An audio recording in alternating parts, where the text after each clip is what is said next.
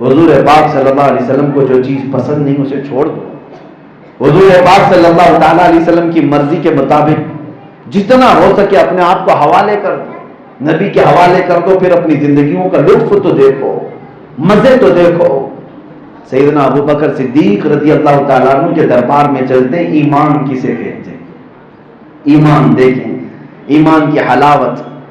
کبھی ایسا ہوتا ہے نا ہماری زندگیوں میں بھی معاملات ایسے آ جاتے ہیں, میں آپ کو بتاؤں, کبھی ایسا آئے تو سمجھ لینا کہ تمہارا امتحان چل رہا ہے, جھگڑا چل رہا ہے تمہارے بھائی کے ساتھ پراپرٹی کو لے کر, جائیداد کو لے کر, تمہاری بہنوں کا تمہارا معاملہ چل رہا ہے. آپ لوگوں کے مشورے سے, بلکہ اپنے ایمان کا تقاضا یہ تھا کہ آپ کسی عالم کے پاس گئے, مفتی کے پاس گئے, مسئلہ پوچھا, اس عالم دین نے یا مفتی شرع نے اپنے پیٹ سے نہیں اللہ کے رسول کی حدیث سے تمہیں بتایا تمہارا یہ ہے, تمہارا یہ ہے, بات ہو گئی. کس کی بات آئی؟ مولوی کی نہیں, مصطفیٰ کریم کی بات آئی.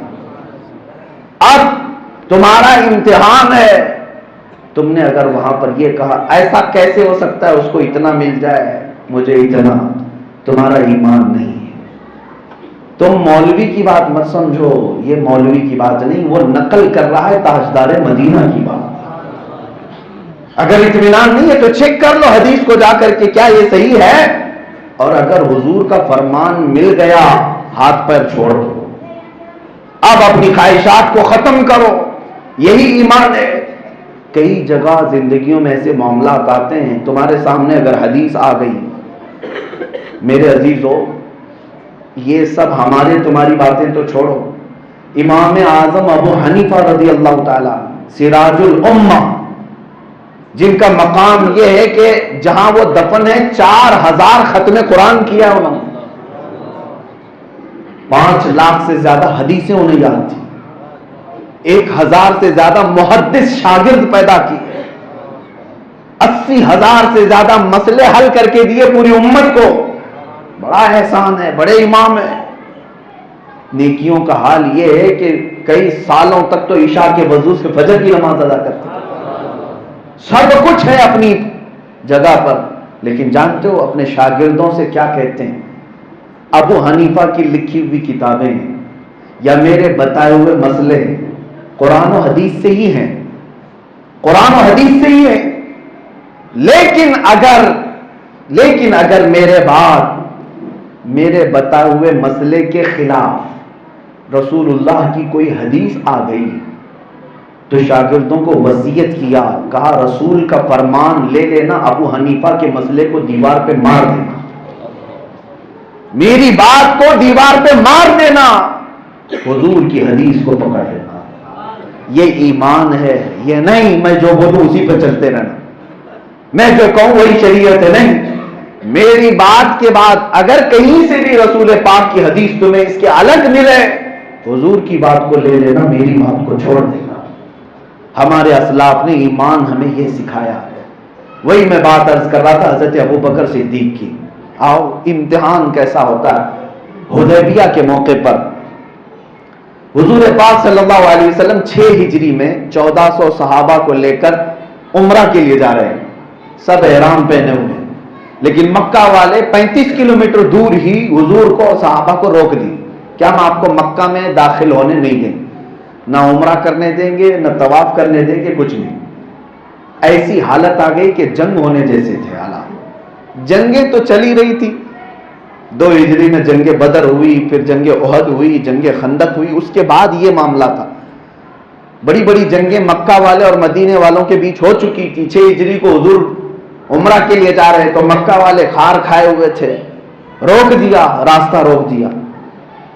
اب حالت ایسی کہ سارے صحابہ احرام میں عمرہ کے لیے آئے.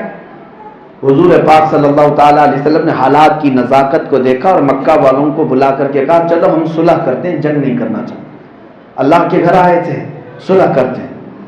مکہ والے تیار ہو گئے کہ صلح کر لیں گے, جنگ نہیں ہوگی. لیکن کن باتوں پہ صلح ہو رہی تھی؟ مکہ والوں کی شرطیں تھیں کہ اس سال آپ یہیں سے واپس جائیں گے اور احرام یہیں کھولیں گے, ہم مکہ میں انٹر ہونے نہیں دیں گے, اور دوسرے سال آئیں گے بغیر ہتھیار کے آئیں گے. پھر کئی شرطیں ایسی تھی ان کی کہ ہمارے جو مدینے میں ساتھی لوگ ہیں آپ ان سے چھیڑ چھاڑ نہیں کریں گے، اور پھر اگر ہمارا کوئی آدمی بھاگ کر مکہ سے مدینے آئے گا تو ہمیں آپ واپس کر کے بھیجیں گے، اور مدینے سے کوئی آئے گا تو ہم واپس نہیں کریں گے، ہم اپنے پاس رکھ لیں گے۔ یہ زور زبردستی کی شرطیں تھی، سب رسول اللہ مان رہے تھے۔ حضور پاک صلی اللہ علیہ وسلم نے سب کو مان لیا، ٹھیک ہے یہ بھی ٹھیک ہے یہ بھی ٹھیک ہے، یہاں تک کہ صلح نامہ جو لکھا جا رہا تھا اس پہ سب سے پہلے ورڈ تھا من محمد رسول اللہ الی رؤساء قریش، محمد رسول اللہ کی طرف سے قریش کے سرداروں کے بیچ یہ ایگریمنٹ ہے۔ اس پر بھی انہوں نے آبجیکشن کیا، کہا ہم اللہ کا رسول آپ کو نہیں مانتے، یہ لفظ ہٹا دو۔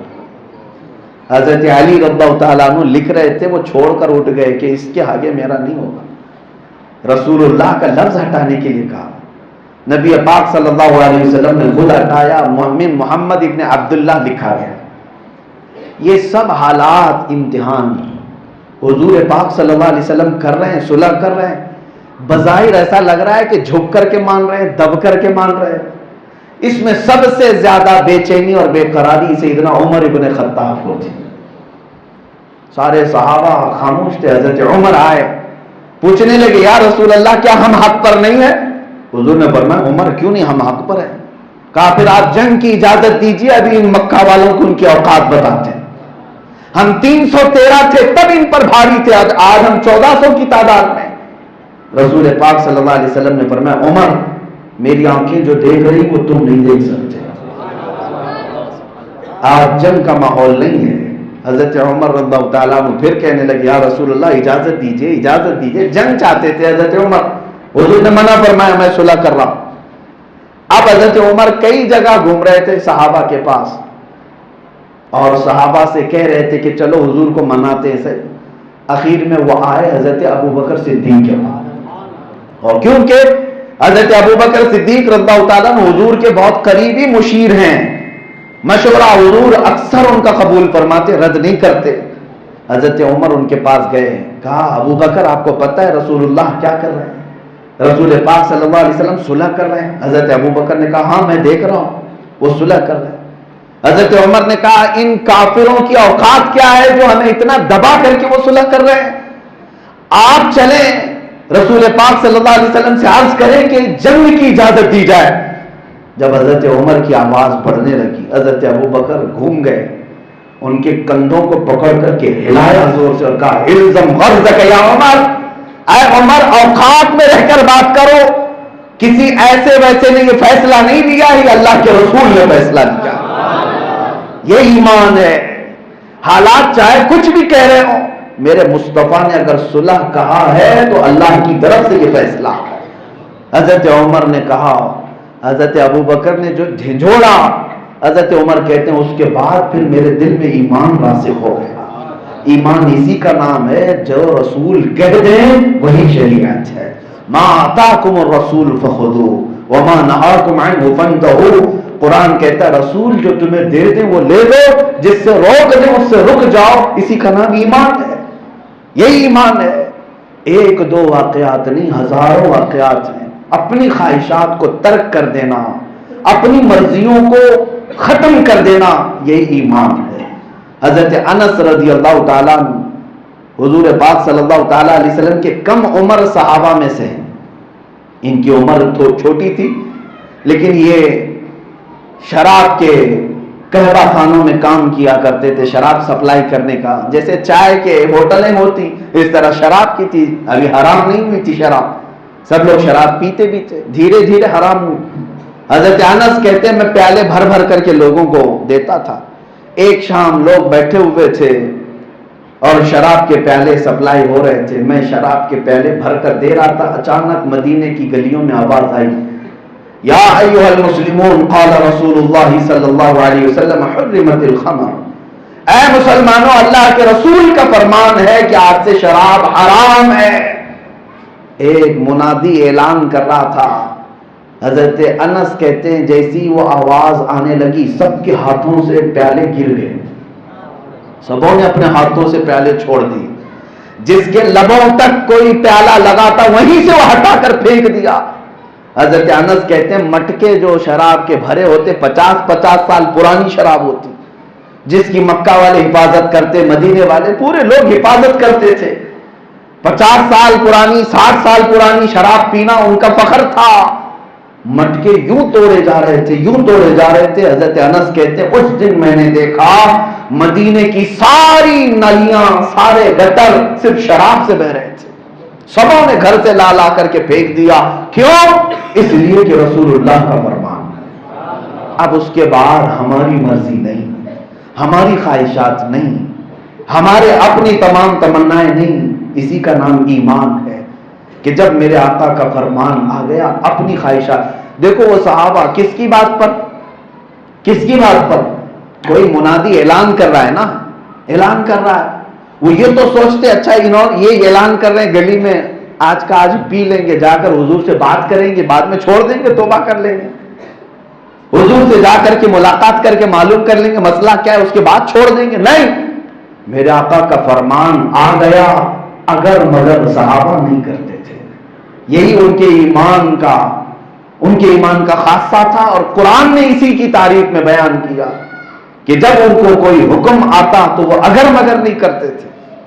عزیزان گرامی وقار، اسی طرح کی ایک بات، قبلہ جب تبدیل ہوا تھا، جانتے ہیں آپ نبی پاک صلی اللہ تعالی علیہ وسلم ظہر کی نماز پڑھا رہے تھے. صحابہ ظہر کی نماز پڑھا رہے. پہلے ہمارا قبلہ بیت المقدس تھا. مدینے میں کعبہ اس طرف ہے تو بیت المقدس اپوزٹ، دونوں اپوزٹ سائیڈ میں. حضور صلی اللہ علیہ وسلم بیت المقدس کی طرف منہ کر کے نماز پڑھا رہے تھے. 2 رکعتیں ہو گئی. حضور کے دل میں ایک خیال آیا، کاش ہمارا قبلہ کعبہ ہوتا تو اچھا ہوتا. حضور کا دل میں خیال آ رہا تھا اور حضور آسمان کی طرف منہ اٹھا رہے تھے. 2 رکعتیں ہوئی، اسی میں جبرائیل امین آیت لے کر آئے، قد نرا تقلب وجهك في السماء فلنولينك قبلة ترضاها. اللہ فرماتا ہے اے محبوب ہم آپ کا آسمان کی طرف چہرہ اٹھانا دیکھ رہے ہیں، ان قریب آپ کو اس قبلے کی طرف پھیر دیں گے جس میں آپ کی خوشی ہے. پھر دوسری آیت اسی وقت نازل ہوئی، فول وجهك شطر المسجد الحرام. دیر کس بات کی محبوب، ابھی آپ اپنا چہرہ مسجد حرام کی طرف، آپ کی مرضی ہے، آپ کی تمنا، آپ کی خواہش ہے. ابھی یہ نہیں کہ اثر سے، یہ نہیں کہ کل سے، یہ نہیں کہ اگلے سال سے. 2 رکعتیں ہوئی، 4 رکعت والی ظہر میں، 2 رکعت کے بعد تیسری رکعت میں میرے محبوب ابھی آپ چہرہ پھیر لیں. اب اندازہ کریں محبوب کی رضا کے لیے مولا تاخیر نہیں کرتا. اسی کو تو اعلیٰ حضرت نے فرمایا دو عالم کی خدا کی رضا چاہتے ہیں دو عالم، خدا کی رضا چاہتے ہیں دو عالم، اور خدا چاہتا ہے رضا محمد، خدا چاہتا ہے رضا محمد. حضور پاک صلی اللہ علیہ وسلم فوراً پھر گئے. میں آپ کو مسئلہ بتاتا ہوں، میں نماز پڑھا رہا ہوں، پیچھے آپ کی صفیں لگی ہیں. اگر قبلہ ادھر ہونے کا مسئلہ آیا، جیسے اگر پھر گیا تو مقتدی تو سب میرے سامنے ہوئے. امام اس طرف پھر گیا ہے مقتدیوں کی طرف، اب ہمارے پیچھے کوئی نہیں، مقتدی تو سب سامنے ہو گئے. لیکن وہ اہل دل صحابہ کیسے ایمان والے تھے. جب نبی پاک صلی اللہ تعالیٰ علیہ وسلم پھر گئے قبلے سے اس طرف، صحابہ خود ہی ہٹتے ہٹتے حضور کے پیچھے آ گئے. نبی پاک صلی اللہ علیہ وسلم آگے چلے گئے. کسی ایک نے بھی پوچھا نہیں کہ یہ کیا ہو رہا ہے اچانک. کیا ہم میں اور تم میں کوئی امام ادھر ادھر کر سکتا ہے؟ صحابہ کا ایمان یہی تو تھا کہ رسول جو کرے وہی شریعت ہے. چل کر کے میرے آقا آگے آئے، صحابہ بدلتے ہوئے پیچھے آ کر صفیں لگا لی اور 2 رکعت اس طرف منہ پھیر کر کے نماز پڑھی میرے آقا نے. وہ نماز خراب نہیں ہوئی. صحابہ ادھر سے ادھر آئے، چلے پھرے، لیکن نماز کسی کی ٹوٹی نہیں. کیوں؟ میرے مصطفیٰ کی اطاعت میں رہنا ہی عبادت. اب نماز کمپلیٹ ہونے کے بعد پھر صحابہ کی نظریں اٹھی میرے آقا کی طرف. ہوا کیا ہے؟ اس وقت تک ان میں سے کوئی نہیں پوچھتا تھا کہ کیوں ایسا ہو رہا ہے، کیوں؟ ایمان کا تقاضا یہی ہے، حضور فرما دے تو اس کے بعد اگر مگر نہیں.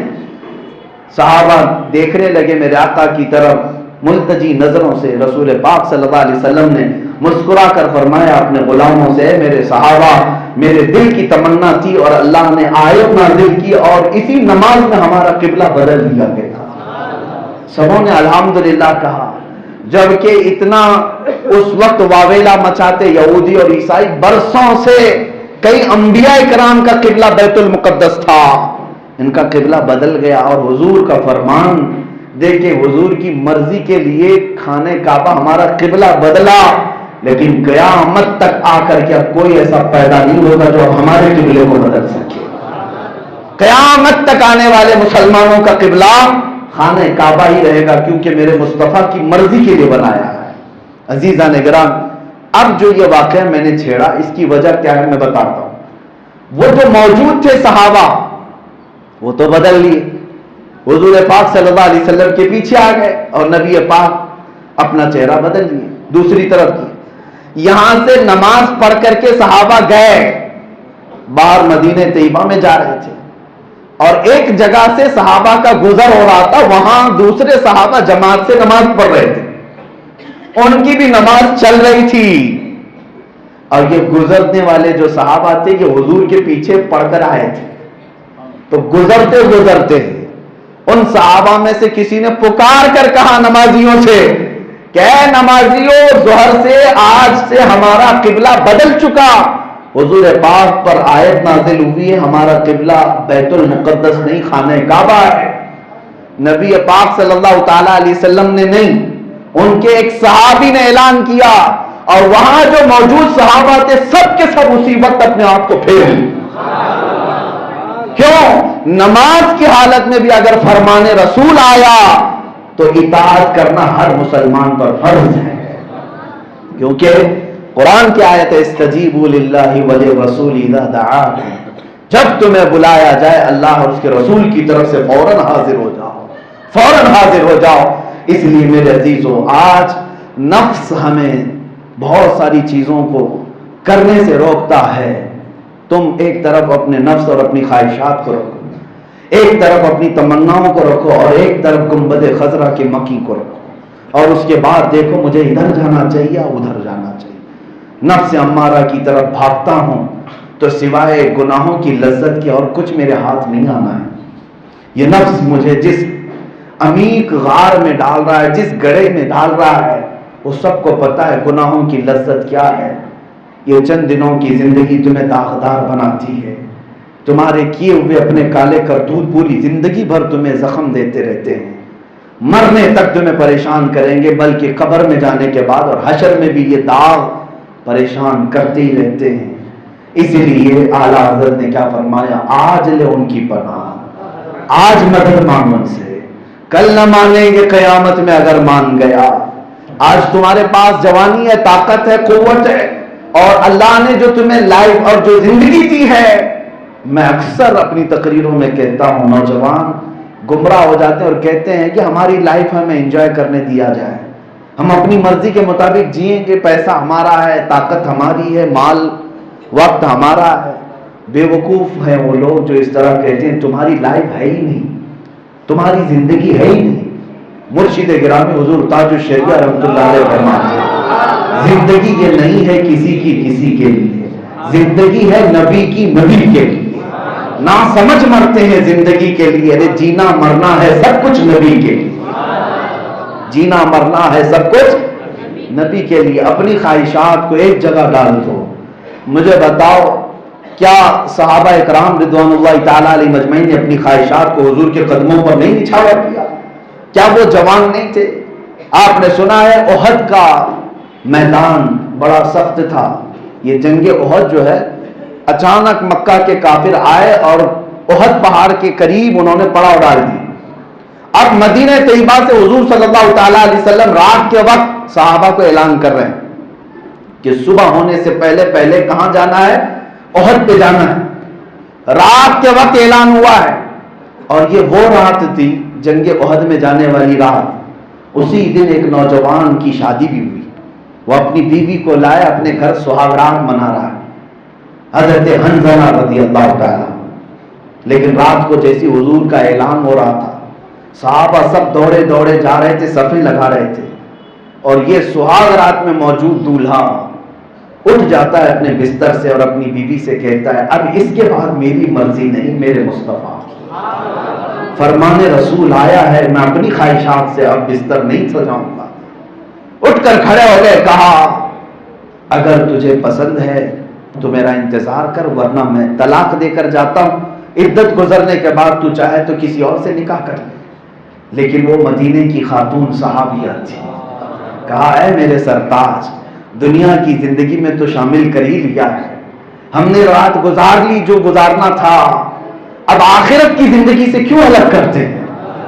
آپ جائیں فی امان اللہ، آپ جائیں اللہ کے حوالے، میں انتظار کروں گی، اگر آپ صحیح سلامت آئے تو میں غازی کی بیوی کہلاؤں گی، اور اگر شہید ہو گئے تو میں فخر سے شہید کی بیوہ کہلاؤں گی، مجھے اس بات کا غم نہیں، جاؤ اللہ کے حوالے۔ کیا ان کی خواہشیں نہیں تھی؟ کیا ان کی تمنائیں نہیں تھی کہ جوانی کے دن ہیں ہمیں بھی گزارنے چاہیے، آج شادی ہوئی کچھ تو مزے اٹھائیں؟ نیا جوڑا تو یہی چاہتا ہے، پوری دنیا کی خواہشیں ہیں، لیکن وہ مدینے والے ایمان پر ایسے کمپلیٹ تھے کہ ہماری خواہشیں نہیں، میرے مصطفیٰ کی مرضی کے مطابق جینا۔ جب ہماری ضرورت آن پڑے میں پوری دنیا کو ایک طرف رکھوں گا، میرے رسول کی مرضی کو ایک طرف، ساری دنیا ایک طرف۔ وہ آج کی رات کا دولہا اٹھ کر چلا گیا اور میدان احد میں دوسرے دن صفوں میں شامل بھی ہو گئے۔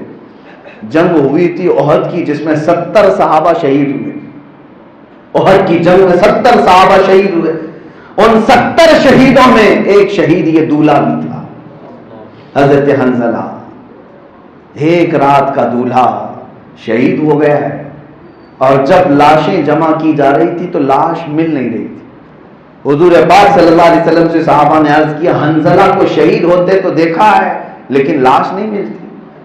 حضور پاک صلی اللہ علیہ وسلم نے آسمانوں کی طرف دیکھا اور پھر نیچے کیا اور پھر فرمایا فلاں جگہ ہوگی جاؤ۔ صحابہ وہاں گئے تو لاش تھی، لیکن ایسی کہ پانی کے قطرے ٹپک رہے ہیں۔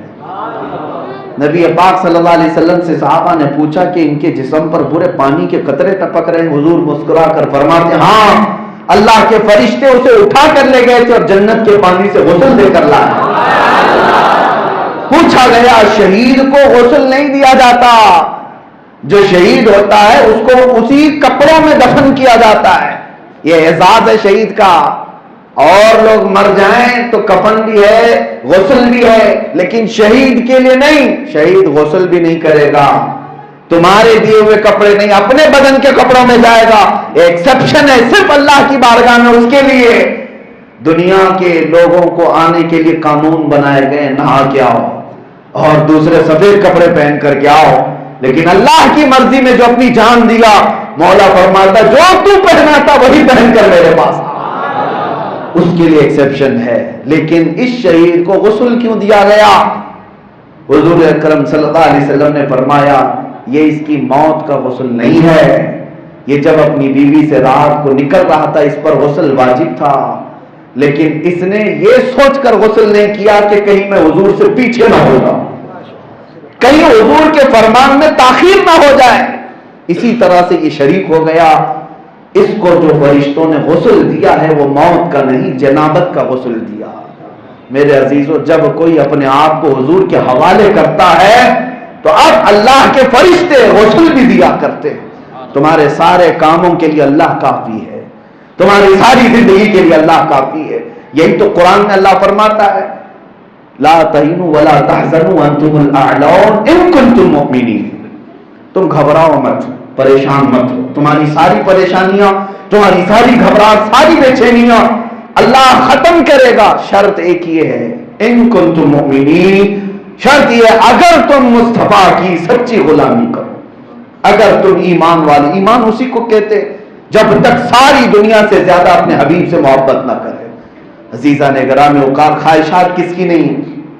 ایک صحابی حضرت عبداللہ، اور وہ کالے رنگ کے تھے، ان کو کوئی جلدی بیٹی نہیں دیتا تھا، حضور کے پاس آئے اور کہا مجھے شادی کرنی ہے۔ نبی پاک صلی اللہ علیہ وسلم نے ایک انصاری صحابی کے گھر بھیجا، ان کی خوبصورت بیٹی ہے، جاؤ کہنا کہ میں نے بھیجا ہے۔ یہ گئے، شوہر بیوی بیٹھے ہوئے تھے، ان کے پاس جا کر کہا آپ کی بیٹی کے لیے میں نکاح کا پیغام لایا ہوں، اللہ کے رسول نے بھیجا۔ ماں باپ ہیں، دیکھا نوجوان یہ تو کالا کلوٹا ہے اور میری بیٹی تو بڑی خوبصورت ہے۔ یہ امتحان ہے. حضور نے فرمایا اب حضور کے بعد تمہاری مرضی چلے گی یا میرے آقا کی؟ وہ دونوں ماں باپ جو تھے انہوں نے کہا ٹھیک ہے ہم بات کر لیتے ہیں حضور سے. صرف اتنا کہا آپ جائیں. وہ جو کالے رنگ کے صحابی تھے ان کو پتا تھا ہر جگہ سے ریجیکٹ ہوتا ہوں, یہاں سے بھی ہو گیا ہوگا. انہوں نے کچھ زیادہ وہ نہیں لیا, واپس چلے گئے. لیکن وہ دونوں جو شوہر بیوی تھے ان کے گھر میں جو بیٹی تھی اندر سے باتیں سن رہی تھی. باہر آئی, کہا بابا کون تھے؟ کہا ایک نوجوان آیا تھا تیرے رشتے کا پیغام لے کر. کہا کس نے بھیجا تھا؟ اللہ کے رسول نے بھیجا تھا. آپ نے کیا کہا؟ کہا ہم نے کہا ہے کہ بعد میں بات کر لیں گے. بیٹی کہتی ہے بابا جان آپ کو پتا بھی ہے کہ آپ نے کتنی بڑی خطا کی ہے, آپ کو پتا بھی ہے کہ آپ نے کیا کیا. کہا بیٹی وہ تیرے مثل کا نہیں, تیرے برابر کا نہیں تھا, اس لیے میں نے کہا. اس خاتون نے کہا صرف آپ نے اس کا رنگ دیکھا, بھیجنے والے کو نہیں دیکھا. بھیجنے والا کون تھا آپ نے وہ نہیں دیکھا. یہ بیٹیوں کا ایمان تھا جو مدینے میں تھی. بیٹیوں کا ایمان ہے کہ میرے مصطفیٰ کے بعد جو وہ کہیں پھر اپنی مرضیاں نہ چلاؤ. ماں باپ فوراً کہتے ہیں ہاں میری بیٹی خطا ہو گئی, ہم ابھی جاتے ہیں. دوڑے دوڑے وہ مسجد نبوی آ رہے تھے. جب تک یہ نوجوان صحابی بھی پہنچ گئے تھے, حضور سے عرض کر رہے تھے آقا انہوں نے منع کر دیا ہے, بیٹی نہیں دینے والے. اتنے میں ہی ماں باپ پیچھے سے دوڑ کر کے آئے. میرے آقا نے پوچھا کیا بات ہے؟ کہا یا رسول اللہ خطا ہو گئی, تاخیر کی معافی, تاخیر کی معافی. ہم اپنی بیٹی اس نوجوان کو دینے کے لیے تیار ہیں, آپ کا حکم ہے, اس کے بعد کوئی ہماری طرف سے چو چیرا نہیں ہے. نبی پاک صلی اللہ علیہ وسلم نے فرمایا پھر لاؤ اس بیٹی کو لاؤ. مسجد نبوی میں اسی دن نکاح. ایک کالے رنگ کے جوان صحابی اور نہایت خوبصورت لڑکی ہے. حالانکہ خود حضور نے فرمایا ہے کہ کفو ہو برابری ہو, لیکن یہاں صحابہ کا امتحان بھی ہے کہ اپنی مرضی یا پھر رسول کی مرضی. نکاح تو ہوا لیکن وہ یہی جنگ کا اعلان تھا اس دن. نبی پاک صلی اللہ تعالی علیہ وسلم نے اس صحابی کو جن کی آج شادی ہونے والی اپنی طرف سے کچھ مال دیا. حضرت عثمان سے کہا کہ ان کی شادی کا سامان لانے کے لیے پیسے دے دو. ان کو پیسے دیے گئے. وہ آج بازار میں جا کر کے سامان خریدنے والے ہیں, دولہے کی اچھی چیزیں خریدیں, آج شادی ہونے والی ہے. لیکن جیسے ہی مدینے میں جنگ کا بغل بجا, جہاد پر جانے کا حکم ہوا, یہی وہ صحابی ہیں جو اپنی شادی کا سامان لینے کی بجائے تلوار خرید رہے ہیں, ڈھال خرید رہے ہیں, گھوڑا خرید رہے ہیں, ساری چیزیں خرید کر پورے پیسے ختم کر دی. زرہ خریدی. زرہ جو لوہے کا لباس ہوتا ہے کبھی انہوں نے نہیں پہنا تھا زندگی میں, وہ شوق تھا ان کو, پیسہ نہیں تھا. آج پیسہ آیا سب خرید لیا, 1 روپیہ بھی نہیں بچا ہے. جس کی شادی ہونی ہے وہ یہ تو سوچتا جنگ میں جا کے آؤں گا, پیسے بچا کر کے بعد میں آ کر سارا سامان خرید لوں گا. نہیں, ساتھ لگا دیا, بعد کا پھر دیکھا جائے. اب جنگ میں جب وہ شریک تھے, یہ بھی احد کی جنگ ہے, حضور پاک صلی اللہ تعالی علیہ وسلم اپنے صحابہ کو بتا رہے تھے یہ جو نوجوان کالے رنگ کے صحابی تھے یہ دوڑے دوڑے صفوں کو چیرتے ہوئے جا رہے تھے. نیا گھوڑا ہے, نئی تلواریں, نیا ڈھال. حضور نے اپنے صحابہ کو بلا کر پوچھا یہ جوان ہے کون؟ یہ کون ہے؟ صحابہ سب پیچھے لگ گئے, غور سے دیکھتے رہے. کہنے لگے یا رسول اللہ اجنبی ہے, کون ہماری صفوں میں آیا, ہماری جانب سے لڑ رہا ہے, اجنبی ہے, نہ یہ گھوڑا ہم جانتے ہیں نہ یہ تلواریں ہم جانتے ہیں, کیونکہ صحابہ ہر چیز پہچانتے تھے.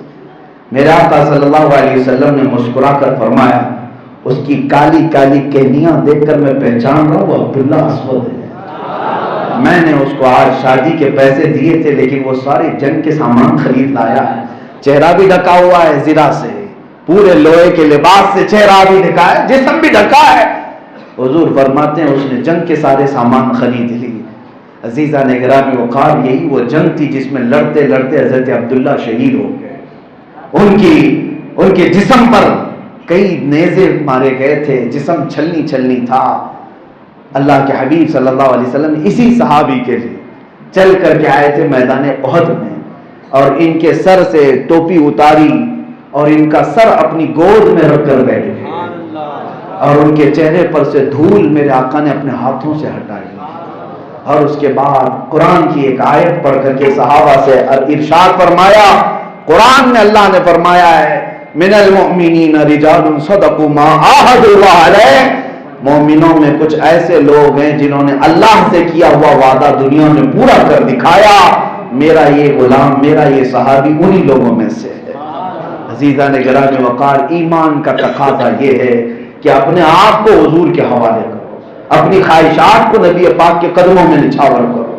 آج زندگی تمہارا امتحان لے رہی ہے، میں بچوں سے کہتا ہوں، نوجوانوں سے، اپنی زندگی میں جھانک کر کے دیکھو، کیا تم اپنے آپ کو مسلمان نہیں کہتے؟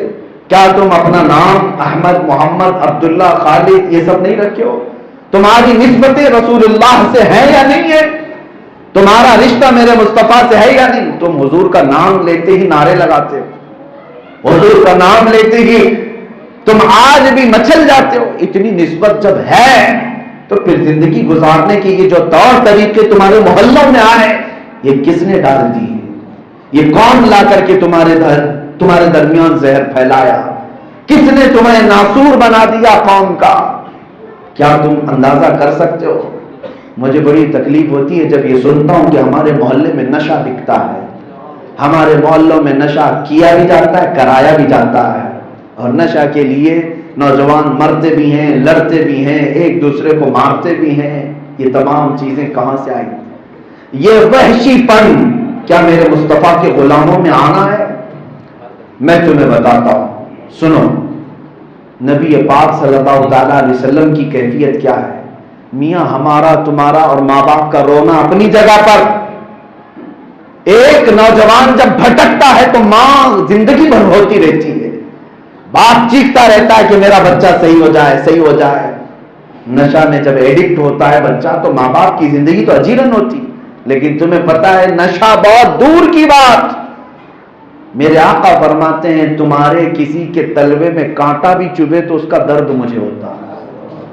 اس رسول پاک کی کیفیت یہ ہے، وہ اپنی امت سے اس قدر پیار کرتے، اس قدر محبت کرتے ہیں، تم اپنے آپ کو تباہ کر کے کیا میرے مصطفیٰ کو اذیت نہیں پہنچا رہے ہو؟ کیا رسول پاک صلی اللہ تعالیٰ علیہ وسلم کو اس بات کی تکلیف نہیں ہوگی کہ دنیا آج تانا مارتی ہے مسلمان محلوں کی طرف انگلی اٹھا کر، اس محلے میں مت جاؤ، مسلمان رہتے ہیں؟